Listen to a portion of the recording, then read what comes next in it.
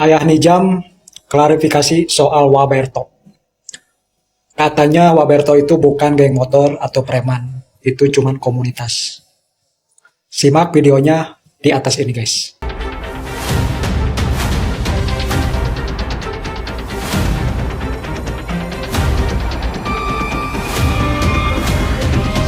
Anak Indigo ungkap nggak lama lagi ayah Nijam dijadikan TSK. Malah ibu tiri korban bisa dibebasin guys. Kata teman saya yang juga seorang Indigo, dia bilang Ibu Lisna ini bukan pelaku utama. Bahkan semua yang terjadi bisa saja adalah skenario. Pelaku utama si Dalang. Dia kayak cari atau kambing hitam. Status tersangka yang ditetapkan ke ibu tiri Nijam kan nanti terjawab nanti di persidangan. Bisa saja dia bebas kalau tidak terbukti. Intinya ayah Nijam yang saya lihat dia udah panik sebenarnya. Bahkan orang-orang yang awalnya mendukung sekarang udah mau menjauh karena tahu benar siapa si Awang. Ungkap teman saya yang Indigo guys. Ya kalau dilihat dari medsos si ayah Nizam ini dia udah nggak banyak nulis status sih. Biasa rajin 2 atau 3 jam posting ya. Bisa jadi ini pertanda bahwa dia udah di posisi yang nggak aman barangkali. Ayah Nijam klarifikasi soal Waberto. Katanya Waberto itu bukan geng motor atau preman, itu cuman komunitas. Simak videonya di atas ini guys. Penjelasan ayah Nijam almarhum. Silakan tonton sampai habis. Assalamualaikum warahmatullahi wabarakatuh. Saya melihat dari banyak postingan karena menyeret nama Waberto, membawa-bawa nama Waberto. Saya di sini mau mengklarifikasi agar tidak melebar kemana-mana dan jelas-jelas Waberto ini tidak ada sangkut pautnya dengan masalah saya pribadi ya.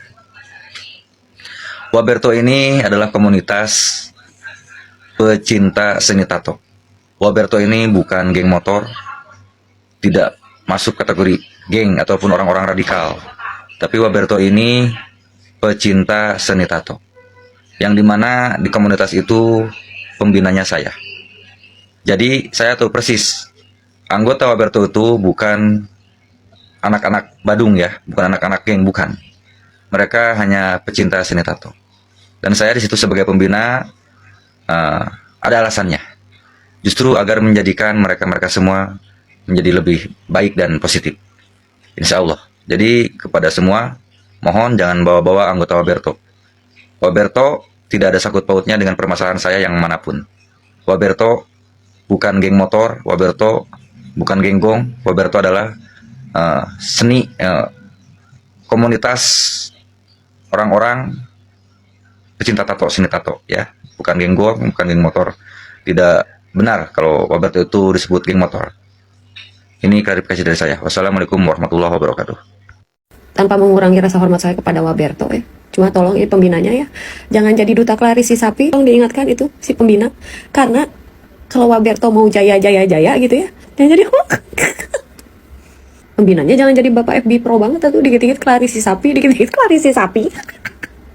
Atau kita teh harusnya merosot. Kita teh harusnya berduka ya. Tapi jadinya muak sama si bapaknya. Coba tolong ini ya, dibantu. Prok. Waberto tidak ada sangkut pautnya dengan permasalahan saya yang manapun. Waberto bukan geng motor, Waberto bukan geng gong, Waberto adalah seni, komunitas orang-orang pecinta tato, seni tato ya. Flashback. Berhubung sekarang di komenan banyak yang aneh-aneh, tolong dipantau komenan-komenan itu. Jika kita bisa sikapi, setelah urusan ini beres kita sikapi. Siap, nanti kita gas. Rieke Diah Pitaloka dengan tegas mengatakan bahwa beliau akan mengawal kasus almarhum Nijam terkait dan Rieke Diah Pitaloka mengatakan bahwa tidak akan ada kata damai untuk bapak kandungnya Nijam. Jadi sebenarnya bapak kandungnya Nijam ini ada keterkaitan dengan apa yang dilakukan oleh ibu tirinya, maksudnya gitu kan? Apa gimana? Jadi bapaknya ini terlibat. Bapaknya Nijam ini terlibat dengan kasus penganiayaan terjadi pada Nijam ini yang dilakukan oleh ibu tirinya. Karena memang menurut kepolisian ini tuh tidak mungkin dilakukan oleh satu orang, pasti ada keterkaitan. Dan di dalam tubuh Nijam terdapat 3 sidik jari. Nah, ayo siapa aja? Siapa aja? Dan Ibu tirinya Nizam juga mengatakan bahwa saya tidak melakukan apa dan lain segala macam, dan saya dapat informasi di situ ya, bahwa dia meminta untuk bapak kandungnya Nizam supaya diperiksa. Ayo netizen, kawal kasusnya. Pengacara ibu tirinya Nizam Syafei mengatakan bahwa ibu tiri dari almarhum Nizam Syafei itu adalah korban. Ya, sementara yang terlibat dalam penganiayaan tersebut adalah orang lain. Siapa itu orang lainnya? Tapi di situ bisa terlihat bahwa pengacara ibu tiri Nizam Syafei ini membawa-bawa bapak kandungnya Nizam. Apakah betul bapak kandungnya Nizam Syafei ini terlibat dalam penganiayaan yang dilakukan oleh ibu tiri dari almarhum Nizam Syafei? Apakah mereka semua terlibat? Jadi itulah yang dipertanyakan sama netizen, dan netizen memilih untuk kedua-duanya diperiksa. Bahkan 3 orang dengan anak angkatnya tersebut, ya. Biar mereka juga diperiksa dan biar mereka juga memberikan kesaksian sebenarnya apa, tanpa harus saling menjatuhkan. Karena memang betul ibu tirinya tidak akan mau kalau misalkan di penjara sendiri, nggak akan mau. Karena ada orang lain yang terlibat dalam kasus ini. Laki-laki nggak jelas, minjem-minjem duit aja lu, nggak punya duit aja lu, mau beranak lu, mau kawin 6 lu nggak punya duit, lu usah kawin lu. Paling ada komunikasi ke saya lewat HP, lewat WA telepon. Ya, mumpung suami saya nggak ada di rumah, Bunda mau video call sama Raja. Nah, Ya jelas nggak bisa, anak saya di pondok, saya di luar kan.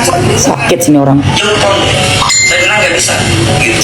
Nah terus sekarang goreng lagi.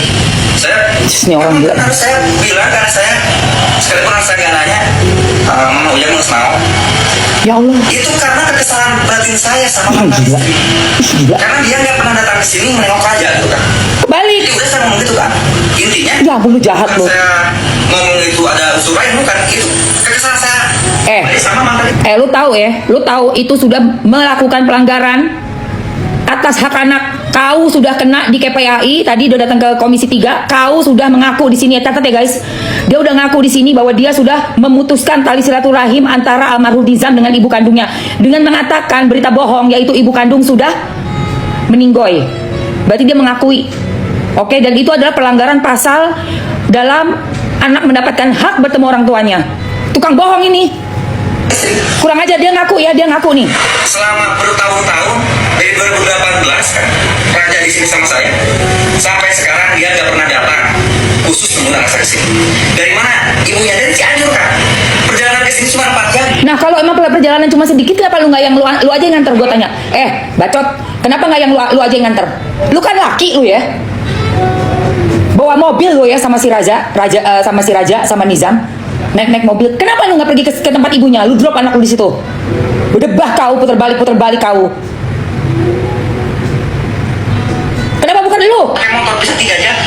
Malah kalau saya Naik motor, dia sendiri bawa mobil guys. Bawa mobil, dia ada mobilnya. yang bawa 3 jam juga kurang kan. Nah, ini sekarang dia lagi mau melaporkan saya katanya dengan bahasa penelantaran, dengan bukti-bukti yang saya ke dia. Padahal chat itu memang saya sengaja. Ya Allah. Chat itu memang sengaja saya bikin bahasa-bahasa seperti itu biar dia sakit.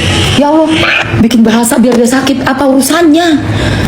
Bayangkan anak lagi sakaratul maut, sudah membutuhkan pengobatan, gak dibawa pergi ke rumah sakit, dibiarin, malah ngurusin, bikin chat untuk nyakitin lagi hati ibunya dari si anak kandung. Apa gak bener-bener nih orang ini bener-bener ya, Pak Polisi?